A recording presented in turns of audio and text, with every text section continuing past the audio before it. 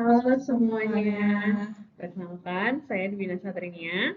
Saya Sasmi Hidayatullah dan Nitias. Kami dari Telkom University. Pada video ini kita akan membahas tentang fintech atau financial technology dan penggunaannya dalam kehidupan sehari-hari. Tentunya dapat membantu rekan-rekan sekalian dalam hal perencanaan keuangan. Agar di sini rekan-rekan lebih memahami tentang dunia fintech, maka yang akan kita bahas di video ini yaitu mengenal lebih jauh apa itu fintech, layanan yang disediakan fintech, peer-to-peer lending untuk pembiayaan modal usaha, serta tips dalam menggunakan fintech dalam kehidupan sehari-hari. Mari kita mulai pembahasannya. Pernahkah kalian berbelanja online di e-commerce seperti Tokopedia, Blibli.com, Lazada atau Shopee? Jika pernah, mungkin secara tidak sadar kalian sudah menggunakan jasa fintech dalam pembayaran digitalnya. E-wallet seperti Link Aja, OVO, ShopeePay, GoPay, dan Dana merupakan contoh fintech yang melayani pembayaran digital. E-commerce dan fintech sama-sama berkembang dan semakin sering digunakan di kehidupan sehari-hari. Karena penjual online semakin banyak, dan fintech hadir mempermudah proses pembayaran, peminjaman, dan menyediakan layanan keuangan lainnya. Selain untuk pembayaran digital seperti e-wallet, OVO, GoPay, Dana, fintech juga dapat melayani pinjaman dana. Pasti kalian sudah sering kan mendengar istilah pinjol atau pinjaman online? Pinjol tersebut juga merupakan perusahaan jasa yang bergerak di bidang fintech. Jadi sebenarnya apa itu fintech? Fintech singkatan dari financial technology atau teknologi keuangan, yaitu teknologi modern yang dibuat untuk memudahkan proses keuangan seperti peminjaman, pembayaran, dan layanan keuangan lainnya.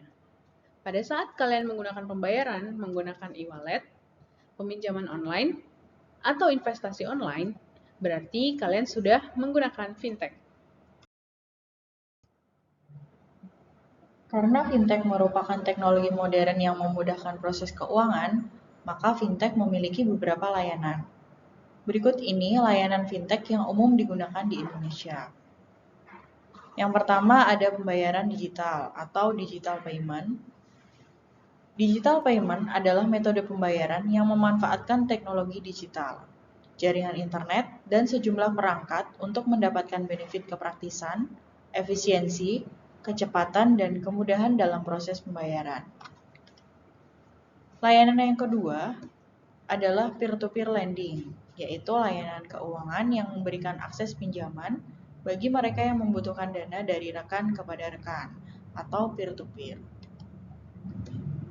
Sedangkan layanan yang ketiga adalah crowdfunding atau lebih populer disebut equity atau securities crowdfunding.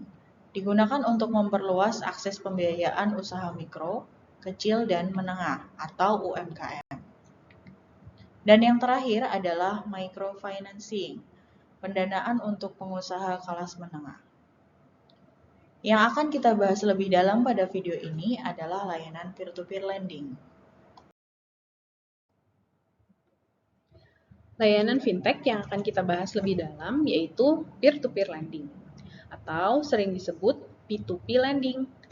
P2P lending ini merupakan layanan fintech yang cukup marak selama beberapa tahun terakhir ini.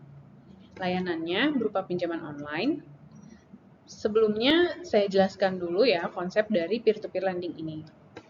Saat ini, orang yang memiliki kelebihan dana akan menyimpan uang di bank untuk mendapatkan bunga atau kenaikan nilai dari dana yang disimpan. Sedangkan orang yang membutuhkan dana akan meminjam uang di bank dan membayar pinjaman beserta bunganya. Proses pengaturan aliran dana dari yang menyimpan uang di bank dan peminjam di bank diatur oleh bank. Konsep dari proses simpan pinjam di bank tersebut mirip dengan peer-to-peer lending. Bedanya, pada peer-to-peer lending, proses peminjaman uang tidak melalui perantara bank. Namun, pemilik dana lebih atau disebut investor dapat meminjamkan uangnya langsung ke orang yang membutuhkan dana atau peminjam. Terdapat fee yang perlu dibayarkan ke penyedia layanan peer-to-peer lending ini. Namun, besarnya tidak sebesar bunga di bank. Peer-to-peer lending dapat kita manfaatkan untuk investasi, serta dapat juga digunakan untuk sumber pendanaan. Jika kita memiliki dana lebih, kita bisa menjadi investor atau yang meminjamkan dana. Sedangkan sebaliknya, jika kita butuh pendanaan, kita bisa menjadi peminjam.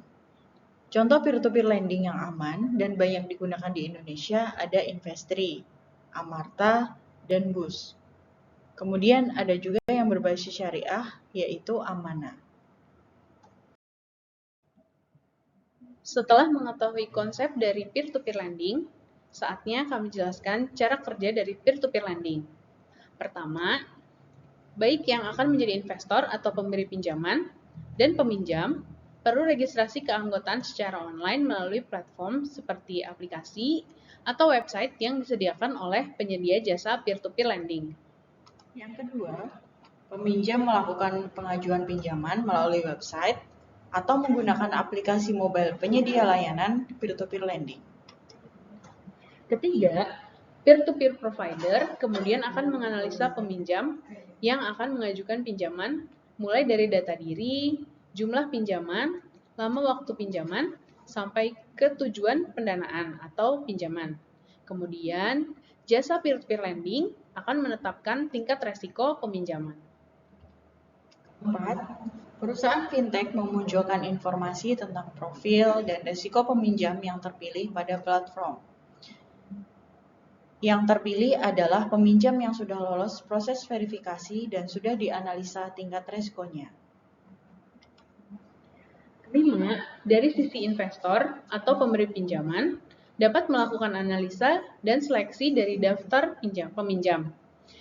Daftar peminjam yang sudah muncul pada platform atau sudah lolos verifikasi dari provider peer-to-peer lending. Setelah pemberi pinjaman menentukan peminjam yang akan diberikan dana pinjamannya, pemberi pinjaman melakukan pendanaan atau mentransfer dana ke peminjam melalui platform peer-to-peer lending. Ketujuh, peminjam mengembalikan pinjaman sesuai jadwal melalui platform peer-to-peer. Dan yang terakhir yaitu ke-8, pemberi pinjaman menerima dana pengembalian dari peminjam melalui platform. Untuk proses ke-7 dan ke-8 terdapat fee atau biaya yang dibayarkan ke provider penyedia layanan. Biaya inilah yang membuat bisnis peer-to-peer lending ini berjalan. Dalam menggunakan layanan peer-to-peer lending, terdapat keuntungan dan risiko yang perlu diketahui. Bagi peminjam, keuntungan yang didapat yaitu proses pengajuan pinjaman menjadi lebih cepat dan mudah. Selain itu, tidak perlu ada jaminan. Jika kita meminjam uang di bank, akan lebih banyak persyaratan yang perlu dipenuhi, serta harus ada agunan atau jaminannya.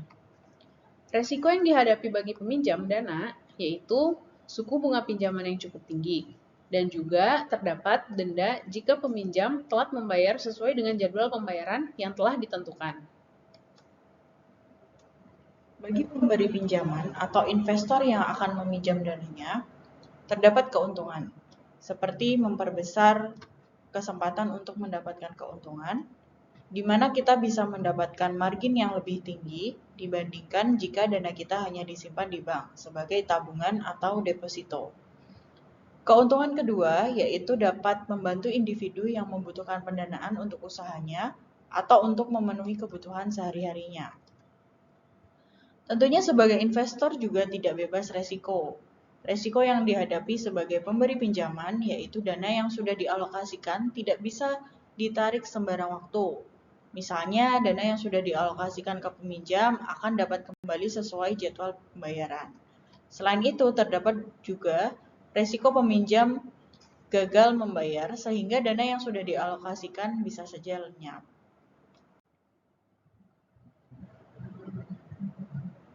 Berikut ini tips jika kita ingin menggunakan peer-to-peer lending.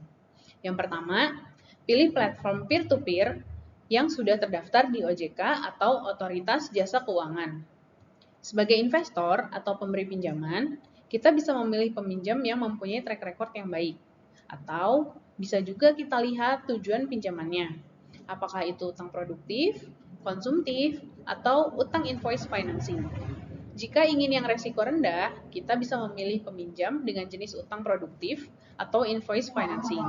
Jika ingin mendapatkan keuntungan yang lebih besar, namun memiliki resiko yang tinggi, investor dapat memilih peminjam dengan tujuan utang konsumtif. Yang ketiga, bijak dalam meminjam dana. Sebaiknya gunakan peer-to-peer lending untuk pendanaan jika kebutuhan Anda seperti utang produktif.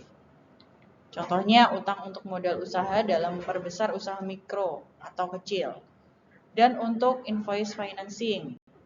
Contohnya, utang untuk pembayaran gaji pegawai atau pembelian bahan baku dari suatu proyek, di mana biasanya kita mendapat bayaran proyek saat proyek selesai dikerjakan.